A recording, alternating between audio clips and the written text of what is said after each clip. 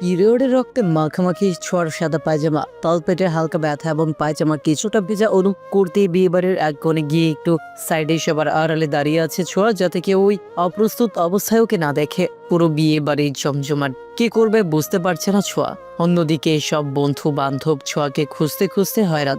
আজ ছোঁয়ার best friend সাহারার বিয়ে। ছোঁয়া সব বন্ধুদের সাথেই ছিল, হঠাৎ এমন বিব্রতকর পরিস্থিতি অনুভব করে সবার আড়ালে লুকালো, কারণ ছোঁয়া সাদা পায়জামা পরিধান করেছে এবং সে জানে সাদা পায়জামায় খুব স্পষ্টভাবে সব ফুটে উঠবে। ছোঁয়া একবার ভাবলো ওর বান্ধবীদের কল করে ডাকবে, কিন্তু আজ সবাই ফোন সাইলেন্ট করে রেখেছে, যাতে তাদের আনন্দে কেউ ডিস্টার্ব করতে না পারে। আর এই কারণেই ছোঁয়া চেয়েও কল দিতে পারছে না। আর ওর বন্ধুরাও একই চিন্তা থেকে ওকে কল করেনি। প্রায় অনেকক্ষণ দাঁড়িয়ে থাকার পর ছোঁয়া বেশ বিরক্ত হয়ে নিজের কপাল নিজেই থাবড়াচ্ছে। বিয়ে বাড়ির হই হুল্লোড় শুনে ছোঁয়া বুঝতে পারলো বরযাত্রী চলে এসেছে। আর আগে দুঃখে ছোঁয়া প্রায় কেঁদে ফেলে। ছোঁয়া আর না পেরে কল দেয় ওর সব বন্ধু বান্ধবীদের, কিন্তু কল রিসিভ করেনি কেউ, কারণ সবার ফোন সাইলেন্ট আর হাতে ফোন কেউ রাখেনি। ছেলে ফ্রেন্ডদের ফোন ও মেয়ে ফ্রেন্ডদের ব্যাগে। বিয়ে পড়ানো শেষ, ছোঁয়া সব লক্ষ্য করছে আড়াল থেকে। বিয়ে বাড়িতে প্রচুর শব্দ থাকায় ওর গলার স্বর কারো কর্ণকুহরে পৌঁছায় না। এবার ছোঁয়া সত্যি সত্যি কেঁদে দিল। এত কষ্ট করে বাসা থেকে বালা দুটো চুরি করে এনেছে, অথচ যে বিয়ের অনুষ্ঠানের জন্য এত পরিশ্রম, সে বিয়ে কিনা সে অ্যাটেন্ড করতে পারলো না। ছোঁয়ার পেটের ব্যথাও তীব্র হচ্ছে। কেউ একজন বলল, ছোঁয়া তুই এখানে? হঠাৎ পরিচিত কণ্ঠস্বর শুনে ছোঁয়া ভীষণ রকম ভয় পেয়ে যায়। এটা যে ওর জ্যাঠাতো ভাই শুভ্রর কণ্ঠ। শুভ্র যদি ওর হাতেই বালা দেখে তবে এখনই ছিনিয়ে নিয়ে নেবে। তাই ছোঁয়া হাত থেকে বালাগুলো খুলে ব্যাগে ভরে নিয়ে তারপর ধীরে ধীরে শুভ্রর দিকে তাকায়। শুভ্র কঠিন কণ্ঠে বলে, বালাগুলো আগেই দেখেছি আমি, এত ঢং করে লুকাতে হবে না। আর আমার ভবিষ্যৎ বউয়ের বালা চুরি করে পড়তে তোর লজ্জা লাগে না? ছোঁয়া মাথা নিচু করে দাঁড়িয়ে আছে আর ভাবছে শুভ্র এখানে কি করছে, আর মনে মনে বলে, তোমার ভবিষ্যৎ বউ তো আমিই হব। ছোঁয়ার ভাবনায় ছেদ পড়ে শুভ্রর চেঁচানোতে। শুভ্র চেঁচিয়ে বলে, এখানে কি করছিস তুই? ছোঁয়া বলল, আমার বান্ধবী সাহারার বিয়ে আজ, তাই সব বন্ধুদের সাথে এসেছে। শুভ্র বলল, তাহলে একা একা এই কোণায় এসে মূর্তির মতো দাঁড়িয়ে আছিস কেন? ছোঁয়া বলল, এমনি। আমতা আমতা করে বলে ছোঁয়া। ছোঁয়ার মুখ দেখে শুভ্র মনে হচ্ছে ছোঁয়া কিছু একটা লুকাচ্ছে, তাই শুভ্র চোখ রাঙিয়ে বলে, দেখ ছোঁয়া, এখানে বন্ধুর বিয়ের বরযাত্রী হয়ে এসেছে। আমি কোনো ঝামেলা করতে চাই না, তাই চুপচাপ বল কি হয়েছে, কি করছিস একা একা সবার আড়ালে? ছোঁয়া এবার চুপসে যায় একদম, কি বলবে বুঝতে পারছে না। শুভ্রকে দেখলেই ছোঁয়ার হার্টবিট দ্বিগুণ বেড়ে যায়। ছোঁয়ার কোনো পথ খোলা না পেয়ে শুভ্রকে বলে, ভাইয়া তোমার জ্যাকেটটা আমায় ধার দিবা আজকের জন্য? প্রমিস করছি সুন্দর করে ধুয়ে শুকিয়ে আয়রন করে ফেরত দিয়ে দিব আবার। শুভ্র হতভম্ব হয়ে দাঁড়িয়ে আছে আর বোঝার চেষ্টা করতেছে কি হয়েছে ছোঁয়ার। তারপর আর কিছু না ভেবেই শুভ্র নিজের জ্যাকেটটা খুলে ছোঁয়ার হাতে ধরিয়ে দিয়ে চলে যায় সেখান থেকে। শুভ্র হয়তো কিছুটা আজ করতে পেরেছে, কিন্তু ছোঁয়ার অস্বস্তি হবে ভেবে ওকে কিছু বুঝতে না দিয়ে চলে যায় সেখান থেকে। শুভ্র চলে গেলে ছোঁয়া জ্যাকেটটা কোমরে বেঁধে নেয় শক্ত করে, তারপর খুব ধীর পায়ে হেঁটে গাড়ির কাছে যেতেই দেখে সব বন্ধু বান্ধব গাড়ির কাছে দাঁড়িয়ে ছোঁয়ার জন্য অপেক্ষা করছে। ছোঁয়াকে দেখতে সবাই চেতে গিয়ে অনেক কথা শোনায় ওকে। ছোঁয়া কিছু না বলে মন খারাপ করে দাঁড়িয়ে সবার দেওয়া বকা গিলতেছে। তারপর এক বান্ধবী নেহাকে ইশারা করে বলে সমস্যার কথা। নেহা সব বুঝে বন্ধুদের বলে, সাহারার বিদায়ের সময় হয়ে এসেছে, সবাই ওর কাছে যাও। সবাই চলে গেলেও মেয়ে বান্ধবীরা থেকে যায়। বান্ধবীরা সবাই আবারও বকে ওকে ওর সমস্যার কথা ওদের কাউকে না বলার জন্য। আর জ্যাকেটটা কোথায় পেয়েছে তাও জানতে চায় ওরা। ছোঁয়া একটু লজ্জা পেয়ে সবাইকে বলে সবটা। তারপর সবাই এই বিষয়টা নিয়ে অনেক হাসি তামাশাও করে। সবাই জানে ছোঁয়া শুভ্রর বউ হতে চায় খুব করে, আর কোন লোভে এত বউ হওয়ার ইচ্ছে সেটাও জানে। ছোঁয়া সবাইকে বিদায় দিয়ে একা বাসার দিকে রওনা দেয়। সাথে ড্রাইভার এনেছিল বলে ছোঁয়াকে আর ড্রাইভ করতে হয়নি কষ্ট করে। মির্জাবাড়ির আলিশান ড্রয়িং রুমে আজ সভা বসেছে। সবাই উপস্থিত আছে শুধু ছোঁয়া আর শুভ্র ছাড়া। বিকেল 5টা। ছোঁয়ার জন্যই আজ সবাই একসাথে জড়ো হয়েছে। ছোঁয়ার বাবারা 4 ভাই। শুভ্র বাবা সবার বড়, ছোঁয়ার বাবা মেজো, আর বাকি দুজন তাদের ছোট। ছোঁয়ারা অনেক কাজিন হলেও 4 ভাইয়ের মাঝে শুধু একটাই ছেলে সন্তান শুভ্র, আর 2 ভাইয়ের সব মেয়ে। ছোঁয়ার ছোট চাচার ঘরে কোনো সন্তান নেই। অনেক চেষ্টা করেও একটা সন্তান জন্ম দিতে পারেননি এই দম্পতি। ছোঁয়ার ছোট চাচি তাই ছোঁয়াকে নিজের মেয়ের মতো স্নেহ করেন। ছোঁয়াও ছোট চাচির সাথে বেশ ভাব জমায়। ছোঁয়ার দাদা গত হয়েছে অনেক বছর আগে, প্রায় ওর ছোট চাচার বিয়ের আগে, কিন্তু ওর দাদি আঞ্জুমা খাতুন এখনো জীবিত আছেন। আঞ্জুমা খাতুন খুব নিয়ে অপেক্ষা করছেন ছোঁয়ার জন্য। পা টিপে টিপে ঘরের সদর দরজায় পা রাখতেই সবাইকে ড্রয়িং রুমের সোফায় জড়ো হয়ে বসে থাকতে দেখে ভয় শুকনো ঢোক গিলল ছোঁয়া। এই অবস্থায় সবার সামনে দিয়ে ঘরে ঢুকবে কিভাবে ভাবছে দাঁড়িয়ে দাঁড়িয়ে। তখনই ছোঁয়ার বড় আব্বু মোহাম্মদ বেলাল মির্জা ছোঁয়াকে দেখে রাগী কণ্ঠে বলে ওঠে, এই তো আসছে আমাদের মহারানী, আমার একমাত্র ছেলের বউ হওয়ার স্বপ্ন দেখার রাজকুমারী। বেলাল মির্জার কথায় সবাই সদর দরজায় দৃষ্টি দিতেই ছোঁয়াকে দেখতে পায়। ছোঁয়ার মা সেলিনা পারভিন মুখ শুকনো করে অপরাধীর মতো দাঁড়িয়ে আছেন সোফার পাশে। ছোঁয়ার পেছন পেছন শুভ্রও আসে, কারণ শুভ্র জানে আজকে আবারও বাড়িতে মহাকাণ্ড ঘটবে। শুভ্রর বাবা মোটেও পছন্দ করে না ছোঁয়াকে, যার কারণ ঘরের সব ছোট সদস্যদের অজানা, কিন্তু বড়রা সবাই জানে। ছোঁয়ার ভীষণ মন খারাপ হয় যখন বাড়ির অন্য ছোট সদস্যদের বেলাল মির্জা খুব আদর করেন। তখন ছেলেকে দেখে বেলাল মির্জা আবারও বললেন, বাহ, হবু বর বধূর দেখি একসাথেই প্রবেশ ঘটল। তা একসাথে কোথায় যাওয়া হয়েছে? মির্জা বাড়ির খানদানি বালা দুটি চুরি করে। শুভ্র বাবার কথায় পাত্তা না দিয়ে ছোঁয়াকে বলল, রুমে যা, তুই ফ্রেশ হয়ে আয়, তারপর সবার সব প্রশ্নের উত্তর তুই নিজেই দিবি। এবার সত্যি সত্যি তোর একটা শাস্তি হওয়া খুব জরুরি। বারংবার তুই একই ভুল করিস, সামনে পরীক্ষা, সেই খেয়াল তোর মোটেও নেই। ছোঁয়ার ভীষণ মন খারাপ হলো। বড় ভাইয়ের মতোই শাসন করে শুভ্র সবসময়ই ওকে। বুকের ভেতর একরাশ কষ্ট লুকিয়ে ছোঁয়া নিজের রুমের দিকে পা বাড়ালো। এতদিনে ছোঁয়া বেশ বুঝতে পেরেছে এই ঘরের হাতে গোনা কয়েকজন লোক ছাড়া বাকি সবাই ওকে অপছন্দ করে। কিন্তু দিন শেষে ওর মায়ের একটু অতিরিক্ত আদরে সব মন খারাপ পালিয়ে যায় ছোঁয়ার। ছোঁয়া ফ্রেশ হতে যেতেই শুভ্র মা নাজমা বেগম ওকে জিজ্ঞেস করলো, শুভ্র তোর জ্যাকেট ছোঁয়ার কোমরে কেন? শুভ্র এবার বেশ বিরক্ত হলো মায়ের প্রতি। একটা মেয়ে হয়েও কিভাবে সবার সামনে ওর মা এমন প্রশ্ন করতে পারলো। যদিও শুভ্র জানে ওর মা ছোঁয়াকে মোটামুটি পছন্দ করে, বাড়ির মেয়েকে তো ফেলে দেওয়া যায় না। সেই হিসেবে নাজমা বেগম ছোঁয়াকে সেই সমান ভালোবাসেন সবার মতোই। শুভ্র মায়ের প্রশ্নের কোনো উত্তর না দিয়ে দাদির পাশে গিয়ে সোফায় বসে পড়ে ধপ করে। আঞ্জুমা খাতুন নাক মুখ কুচকে শুভ্রকে উদ্দেশ্য করে বলেন, ছোঁয়ার সাথে কোথায় গিয়েছিলে? বিয়ে টিয়ে করার পরিকল্পনা করতেছিস নাকি দাদু ভাই? শুভ্রর আগে মাথা ফেটে যাচ্ছে। সবাই সব না জেনে এইভাবে অহেতুক প্রশ্ন করে শুভ্র রাগের মাত্রা আর বাড়িয়ে দিচ্ছে। এমনিতেই ছোঁয়ার উপর খুব ক্ষেপে আছে ওর হবু বউয়ের জন্য রাখা খানদানি বালা চুরি করার দেয় শুভ্র। এই বাড়িতে একমাত্র আঞ্জুমা খাতুন আর বেলাল মির্জা ছোঁয়াকে সহ্য করতে পারে না মোটেও, কিন্তু বাকিরা সবাই ওর সাথে স্বাভাবিক আচরণ করে। ছোঁয়া ফ্রেশ হয়ে এসে সবার সামনে এমনভাবে দাঁড়িয়েছে যে যেন এই মুহূর্তে সে 10 থেকে 12টা খুনের আসামি। এবার ছোঁয়ার দিকে প্রশ্ন ছুড়ে মারে ওর বাবা মান্নান মির্জা। বারবার কেন এইভাবে আমার মান সম্মান নিয়ে টানাটানি করিস তুই ছোঁয়া? তুই কি বুঝিস না এসব তোর জন্য নয়? ওই খানদানি বালাতে শুধু বাড়ির বউদের অধিকার থাকে।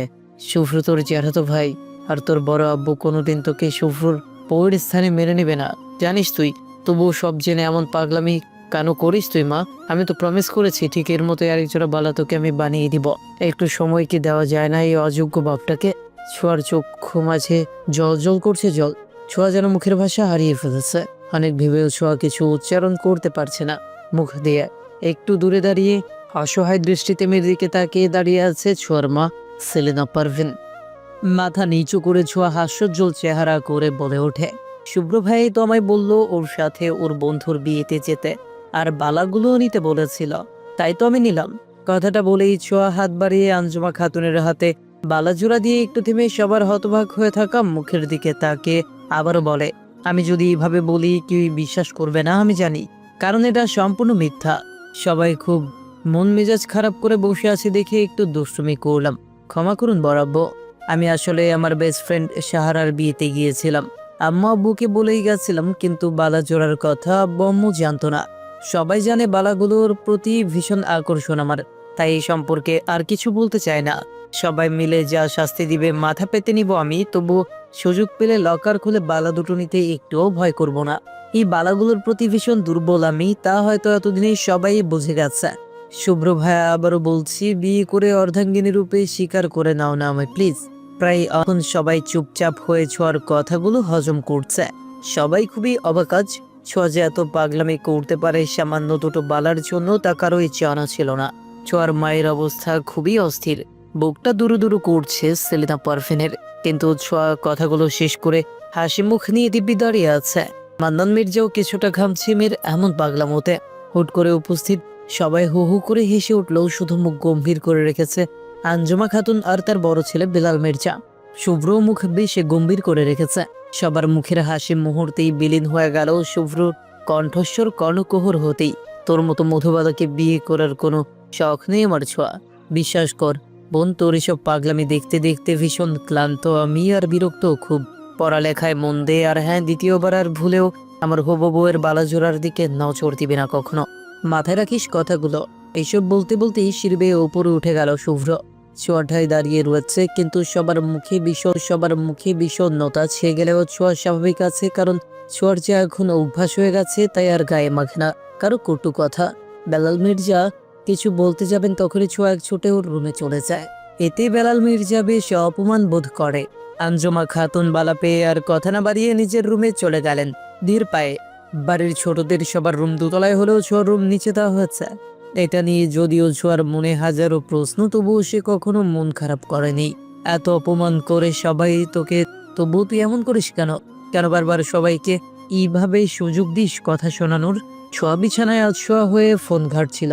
সেলেনা পারভিনের কথায় ফোন থেকে চোখ সরিয়ে মায়ের দিকে তাকিয়ে ফিক করে হেসে বলে, মা জানো তুমি আমার না, সবার বোকা শুনতে বেশ মজা লাগে। সেলেনা পারভিন একটা দীর্ঘশ্বাস ছেড়ে বলে, তুই আমাকে ছুঁয়ে ওয়াদা করার কখনো ওই বালাজোড়া ছুঁয়েও দেখবি না তোর দাদির অনুমতি ছাড়া। সেলিনা পারভিনের কান্না জড়িত কণ্ঠ দুর্বল করে দিচ্ছে। ছোঁয়া সিদ্ধান্তহীনতায় ভুগছে। প্রায় অনেকক্ষণ সময় নিয়েছো আমাকে কথা দিয়ে দিল, কিন্তু সে বালা দুটির লোভ কিছুতেই সামলাতে পারেনি। ছোট থেকেই চুরি পাগলে ছোঁয়ার হাজার ডিজাইনের চুরি থাকলেও বালা দুটির ডিজাইন আকৃষ্ট করে ছোঁয়াকে বড্ড বেশি। হঠাৎ করেই মাকে জড়িয়ে ধরে ফুপিয়ে কেঁদে ওঠে ছোঁয়ার মনে মনে শপথ করে একদিন দাদির নিচেই ওকে এই বালা জোড়া পরিয়ে দেবে। সেদিন ছোঁয়া মন খুলে হাসবে। 2 দিন পর ছোঁয়া শুভ্রর রুমে এসে ওকে দেয়, কিন্তু দেখে না কাউকে।